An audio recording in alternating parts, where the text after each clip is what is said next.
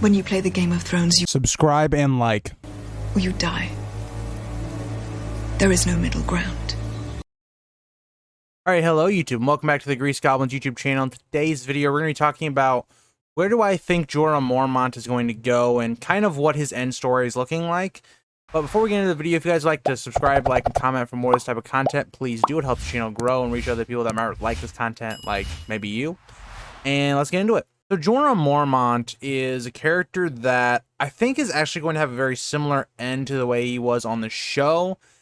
But I could also see some other type of options because there's some things that we see earlier on in the books that I kind of want to bring up in this video.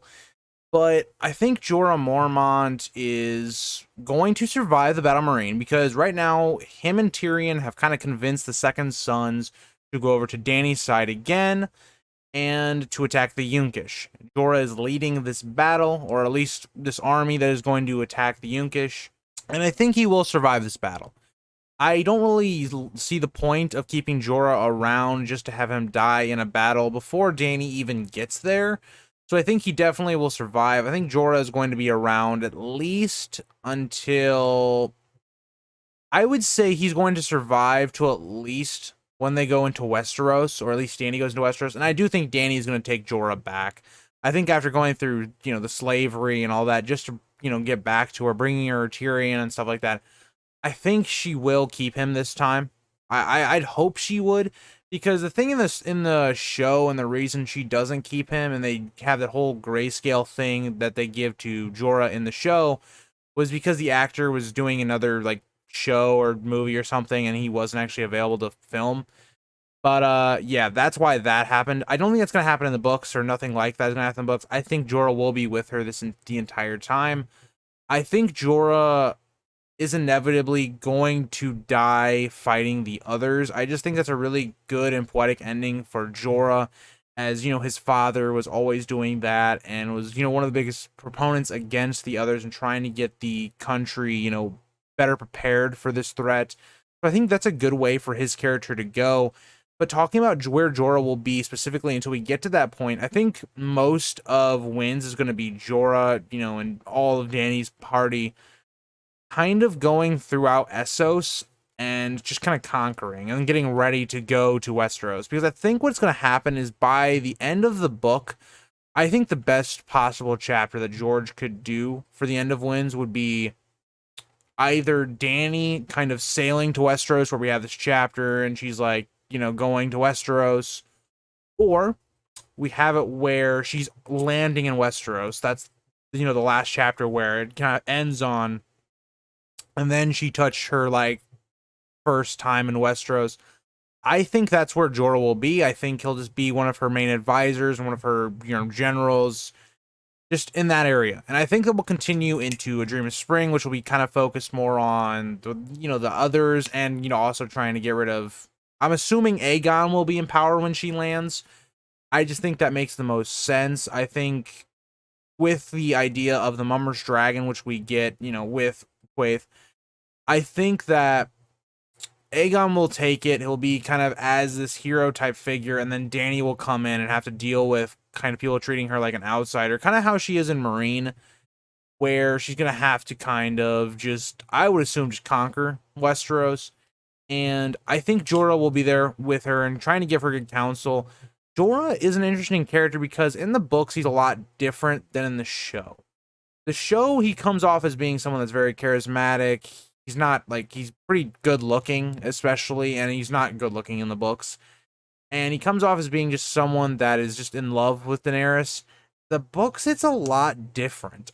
The books, he comes off as being kind of like a pervert and stuff like that, and just kind of being, I don't know, he still has those moments of having good advice and stuff like that, but some of the scenes where you have, and I believe it is Storms, at the beginning of Storms, where, yeah, it's the beginning of Storms, where basically they're sailing to get, her unsullied and stuff like that, and Jorah kind of almost forces a kiss on Dany and stuff like that, and kind of forces himself on her a little bit. And he's just a weird, I don't know, I think when you look at the show to book, I know this is where I'm going off on a tangent, this isn't the part of the video, but I think the show made Jorah a much better character and more likable compared to the books. Let me know how you guys think about that. But, you know, you guys might like that Jorah is not, you know, just some blind knight that kind of loves her and stuff like that. But yeah, also this picture, this is the best like kind of fan art picture I could find for Jorah. I know it's not the greatest quality, but it'll have to do. Getting on to where I think Jorah's story will go once they get to Westeros, I think Jorah will kind of just be with Dany, advise her. And I think eventually once they turn their attention to the others, I think in one of these battles, because I think there will be one big battle up in the north, and then maybe there'll be another battle around the neck or the kind of the Trident area. I think Jorah is going to fall, and whether that's either saving Dany or saving someone else that we see along the road, maybe saving one of the other Mormonts alive at this point, who knows, right? I just think Jorah is going to sacrifice himself for the greater good to try to make up for these misdeeds he's done in the past with the, you know, slavery and stuff like that. But another outcome that I could see for Jorah, now this one kind of depends on how the story ends, would be that Jorah kind of goes to the Night's Watch. You know, Dany maybe dies, or Dany, you know, is married to someone else. And Jorah kind of decides to go to the Watch. Because we know that Jorah Mormont, his father, his last dying wish was that Jorah Mormont would come to the Night's Watch. That is the last thing we hear from Jorah Mormont before he dies.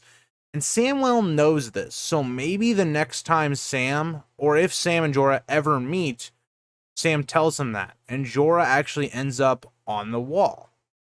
Now, this depends on two things, right? Because this isn't going to be like the show where the wall's been broken, there's no others left, why would there be a Night's Watch? If there's going to be a Night's Watch left, right, I think this is going to be because, A, you know, the living make this pact with the others and make a kind of peace, which I think is very possible. Or if maybe the others just, they're beaten down, but they're not defeated, and we kind of have this cycle where the others will always come back. That's a very poetic thing for George to do. So Jorah becomes maybe the knight, or you know, the Lord Commander of the Night's Watch, and he just takes up that role like his father. That would be very poetic as well for Jorah's character. But let me know what you guys think is going to happen with Jorah's character. I like a lot of those options. I think him dying for maybe Dany or something like that is probably on the top of my radar, but I kind of like the ending where he becomes the Lord Commander of the Night's Watch, if it's still a thing, or kind of fulfills the wishes of his father and kind of follows in his father's footsteps on the way to kind of redemption as well. But let me know what you guys think, and I will see you guys all in the next video. I hope you guys all liked this video, and bye, guys. If you think this has a happy ending, you haven't been paying attention.